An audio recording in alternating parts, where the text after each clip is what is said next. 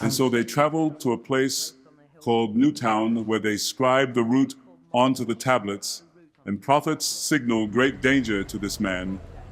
And lo, the disciples of Mark gathered by the forest stage, and behold, the glory of his chariot was as a Pinto with a 2-liter engine of Ford, and to him the wise men gave a gift.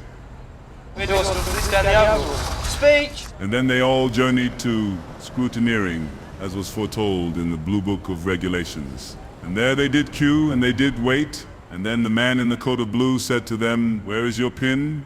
And so they journeyed into the forest of Kerry, where the gravel was loose and the bowels were looser. There they started the rally, and lo, the chariot did launch with righteous fury. Dust rose, birds fled, and the co-driver clutched his notes like it was his last sausage roll. And the chariot of Dave was good, and it was fast, and the chariot of Carl was likewise swift. But the chariot of Mark's journey had ended when he had lost a nut, and David returned to the forests at great speed and amp haste.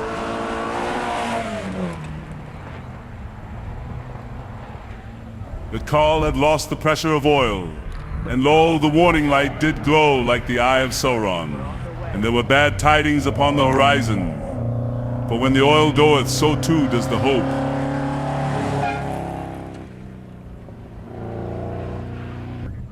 And the travelers gathered and looked upon the sacred map to find Carl and hear his word.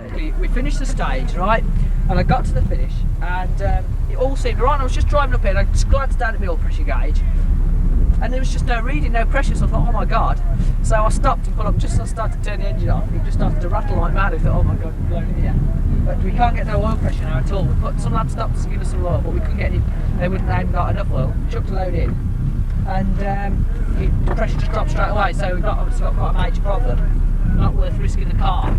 And so they were towed back to the forum, where the truth was told, or at least a version of it that made them sound much faster. Yeah, come on, let's go see Dave. We went round the first time when you were on one bench. We think, next time you come round, you got it. And the followers looked on as the chariot of Dave and Martin did journey at great haste, bouncing, sliding, and occasionally facing the right direction. And great was the noise, and greater still was the commitment, for they knew not fear, nor caution, nor quite where the breaking point was. And they listened to the word of Martin. The wheel off, right? Took the right part with it, so we stopped on the hairpin. And took 2 bolts out. We couldn't find any bolts long enough. We took loads and loads off, and they just weren't long enough. And a bolt, to bolt the whole drum snapped off. All 4 bolts on the drum, on the whole drum assembly, not just the drum.